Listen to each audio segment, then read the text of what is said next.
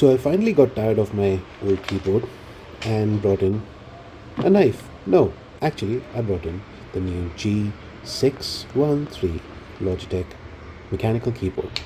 Let's quickly unbox it and let's see the unboxing. That's an interesting packaging. Let's open it up.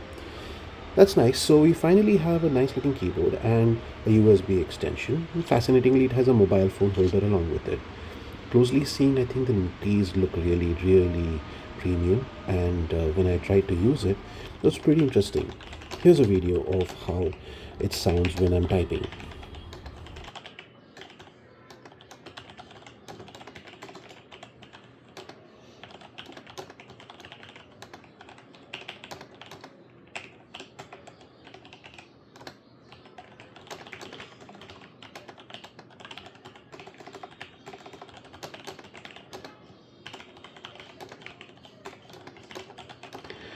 It's pretty comfortable, 70 words per minute, not bad.